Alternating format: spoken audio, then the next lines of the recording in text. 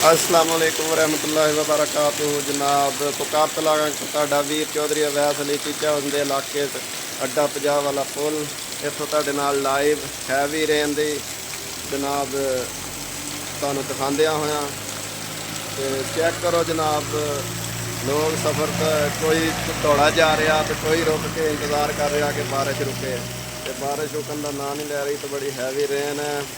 ਵਿਆਹ ਭਾਈ 8 ਸਤੰਬਰ ਅੱਜ ਤਰੀਕ ਆ ਟਾਈਮ ਹੋ ਗਿਆ 1:35 ਤੇ ਲਾਈਵ ਤੁਹਾਡੇ ਨਾਲ ਇਸ ਟਾਈਮ ਜਨਾਬ ਅਸੀਂ ਅੱਡਾ 50 ਵਾਲਾ ਪੁਲ ਤੋਂ ਤੁਹਾਡਾ ਵੀਰ ਚੌਧਰੀ ਅਵੈਸ ਅਲੀ ਤੁਹਾਡੇ ਨਾਲ ਪੁਕਾਰਤਲਾ ਕੈਂਪ ਤੋਂ ਜਨਾਬ ਪਰਨਾਲਾ ਇੱਕ ਮਰਲੇ ਦਾ ਪਰਨਾਲਾ ਵਾ ਇੱਕ ਦੁਕਾਨ ਦਾ ਪਰਨਾਲਾ ਦੇਖੋ ਕਿੰਨਾ ਹੈਵੀ ਚੱਲ ਰਿਹਾ। ਲਓ ਜਨਾਬ ਦੇਖੋ ਜ਼ਰਾ ਚੈੱਕ ਕਰੋ ਇਹ ਬੰਦਿਆਂ ਦੀਆਂ ਗੱਡੀਆਂ ਵੀ ਬੰਦ ਹੋ ਗਈਆਂ ਬਾਰਿਸ਼ ਦੀ ਵਜ੍ਹਾ ਤੋਂ। ਇਹ ਤੁਹਾਡਾ ਵੀਰ ਆਪਣੀ ਸ਼ੌਪ ਤੇ ਇਸ ਟਾਈਮ ਮੌਜੂਦ ਆ ਤੇ ਅੱਲਾਹ ਪਾਕ ਆਪਣਾ ਰਹਿਮ ਕਰ ਦੇਵੇ ਜੀ।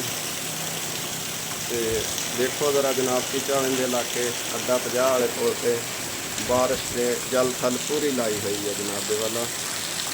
ਚੈੱਕ ਕਰੋ ਜਨਾਬ ਮੇਨ ਜਰਨੈਲੀ ਰੋਡ ਇਹ ਵੀ ਪਾਣੀ ਨਾਲ ਭਰ ਗਿਆ। ਹਾਲਾਂਕਿ ਆਲੇ ਦੁਆਲੇ ਫਸਲਾਂ ਵਾਂ ਰਸਤੇ ਹੈਗੇ ਆ ਲੇਕਿਨ ਬਾਰਿਸ਼ ਹੀ ਇੰਨੀ ਜ਼ਿਆਦਾ ਵਾ ਕਿ ਮੈਂ ਤੁਹਾਨੂੰ ਦੱਸ ਨਹੀਂ ਸਕਦਾ। ਤੁਸੀਂ ਇੱਥੇ ਮੌਜੂਦ ਹੁੰਦੇ ਤੁਹਾਨੂੰ ਪਤਾ ਲੱਗਦਾ। ਤੇ ਬੱਦਲ ਵੀ ਆ ਦੇਖੋ ਇੱਧਰ ਜਿਹੜਾ ਸਾਹਮਣੇ ਬੱਦਲ ਆ ਇਹ ਟੁੱਟਿਆ ਭੱਜਿਆ ਜਿਹਾ ਵਾ ਲੇਕਿਨ ਅੱਲਾਹ ਪਾਕ ਦੀ ਹਿਕਮਤ ਆ। ਇਹ ਦੇਖੋ ਜ਼ਰਾ ਲਸ਼ ਕਰਕੇ ਆ ਰਿਹਾ ਬਾਰਿਸ਼ ਤੇ ਦੇਖੋ ਆ ਪਰਨਾਲੇ ਆ ਹਵਾਵਾਂ ਠੰਡੀਆਂ ਚੱਲਦੀਆਂ ਪਈਆਂ। ਇਹ ਦੇਖੋ ਜਨਾਬ ਲੈ ਲਹਾ ਰਹੇ ਤੂਤ ਦੇ ਦਰਖਤ ਤੂਤ ਸ਼ਹਿਤੂਤ ਦਾ ਪੌਦਾ ਬਹੁਤ ਪਿਆਰਾ ਮਾਸ਼ਾਅੱਲਾ ਚੱਲਿਆ ਹੋਇਆ ਵਾ। ਇਹ ਦੇਖੋ ਜਨਾਬ ਇੱਥੇ ਮੌਸਮ ਦੀ ਉਤਲੀ ਕੰਡੀਸ਼ਨ ਅਸਮਾਨੀ ਕੰਡੀਸ਼ਨ ਵੀ ਦੇਖ ਲਓ ਕੋਈ ਐਡੀ ਖਾਸ ਵਾਅਦੇ ਨਹੀਂ ਨਜ਼ਰ ਆ ਰਹੀ ਹੈਗੀ ਤੇ ਲੇਕਿਨ ਜਲ ਥਲ ਦੇਖੋ ਤੁਸੀਂ ਜਲ ਥਲ ਚੈੱਕ ਕਰੋ ਜਨਾਬ। ਲਓ ਜੀ ਆਪਣਾ ਰੱਖਿਓ ਖਿਆਲ ਤੇ ਦੁਆਵਾਂ 'ਚ ਰੱਖਿਆ ਜਾ ਰਿਹਾ। ਇਹ ਜਗ੍ਹਾ ਜਿੱਥੋਂ ਆ ਰਹੀ ਬਾਰਿਸ਼ ਹੈ ਦੇਖੋ ਫੁੱਲ ਬਲੈਕ ਕਲਾਊਡ ਹੈ ਜੀ। ਓਕੇ ਜੀ ਅੱਲਾਹ ਹਾਫਿਜ਼ ਪਾਕਿਸਤਾਨ ਜ਼ਿੰਦਾਬਾਦ। ਆਪਣੇ ਵੀਰ ਚੌਧਰੀ ਅਵੈਸ ਨੇ ਇਜਾਜ਼ਤ ਦਿਓ ਫਿਰ ਇਨਸ਼ਾਅੱਲਾ ਮੁਲਾਕਾਤ ਹੋਏਗੀ।